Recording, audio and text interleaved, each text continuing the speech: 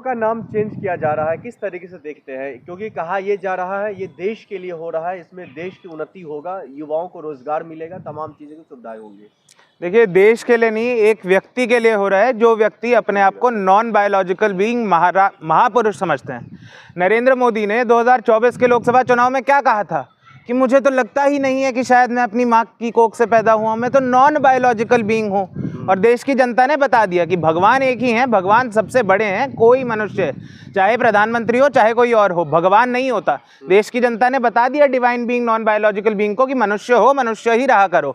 लेकिन फिर से वो कहते हैं ना, चुल लगती है, प्रधानमंत्री को फिर से हो गया। आप देखिए, प्रधानमंत्री के कार्यालय को क्या कह रहे हैं? सेवा तीर्थ। सेवा भवन, सेवा कार्यालय, प्राइम मिनिस्टर ऑफिस, ये सब नहीं, सेवा तीर्थ। अब आपके दर्शकों से मैं ये पूछूंगा कि सेवा तीर्थ, तीर्थ क्या होता है? तीर्थ में तो भगवान विराजमान होते हैं ना। सेवा तीर्थ में प्रधानमंत्री मोदी विराजमान होंगे, तो उन्हें क्या लग रहा है कि वो फिर से भगवान बन रहे हैं?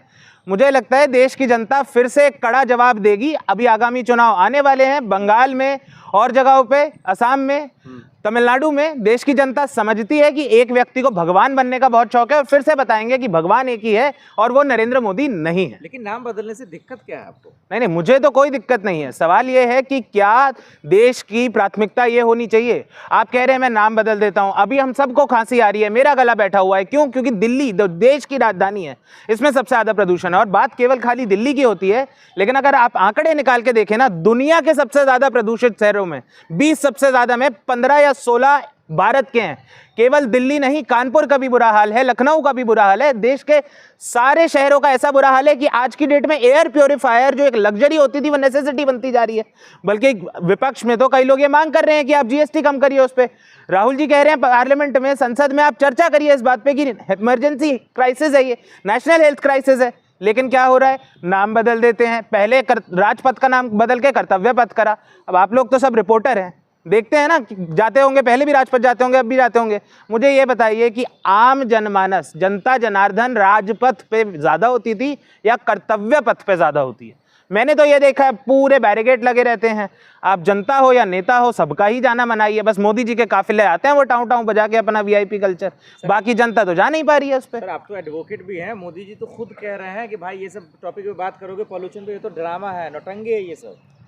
अब यही देश की जनता को समझना और देखना है कि एक देश का प्रधानमंत्री ऐसा हुआ है जिसको लोगों की जीवन, जिसको पोल्यूशन, वातावरण, ये सब ड्रामा लगता है। इनको किन मुद्दों पे बात करनी है? अरे कोई फिलानी सांसद अपनी गाड़ी में अपने कुत्ते को लाके उसी गाड़ी में उसी कुत्ते को वापस भेज दी।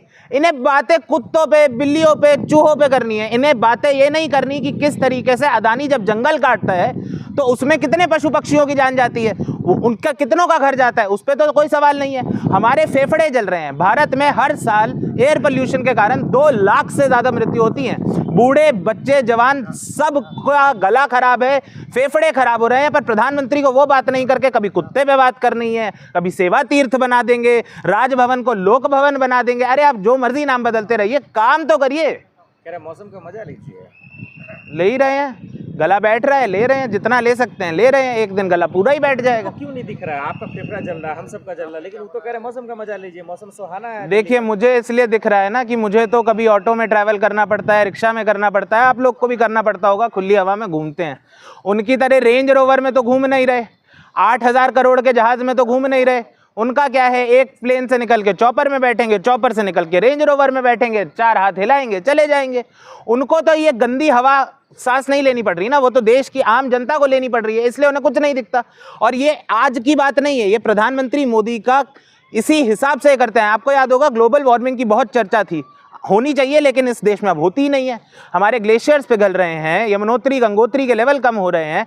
प्रधानमंत्री से पूछा गया क्लाइमेट चेंज पे आपका क्या विचार है, ग्लोबल वार्मिंग के? नहीं, ठंड ज्यादा नहीं हुई है, आपको लगने ज्यादा लग गई है। ठीक है भैया, एक और स्वेटर डाल लेते हैं। ऐसी बेतुकी बातें करने वाला प्रधानमंत्री देश की जनता जान रही है। क्या उनका इंटेंशन है? क्योंकि आप पार्लियामेंट के कुछ ही दूरी पे खड़े, क्या इंटेंशन है कि वो नाम बदलना चाहते हैं? क्या बारीकियां क्या लग रहा है आपको? मुद्दों से भटकाना चाहते हैं। विपक्ष कितने, हमने जब बिहार का चुनाव हुआ उसके बाद हमने देखा कि इंडिया गठबंधन के जो साथी थे उनमें आपस में कितने मनमुटाव हुए, भेद हुए, एक दूसरे पे छीटाकशी करी। लेकिन एक मुद्दे पर समूचा विपक्ष साथ था, वो था वोट चोरी। SIR इलेक्शन कमीशन की धांधली। राहुल जी ने सबसे पहले आवाज उठाई, तेजस्वी जी उनके साथ जुड़े। आज की डेट में समूचा विपक्ष, चाहे वो तमिलनाडु के स्टालिन हो, चाहे वो दिल्ली पंजाब के केजरीवाल हो, चाहे वो शरद पवार हो महाराष्ट्र के, चाहे वो ममता बनर्जी हो बंगाल की, देश के हर कोने से यही आवाज आ रही है कि इलेक्शन कमीशन, चुनाव आयोग धांधली कर रहा है। उस धांधली को छुपाने के लिए ये बेमतलब के मुद्दे उठाए जा रहे हैं।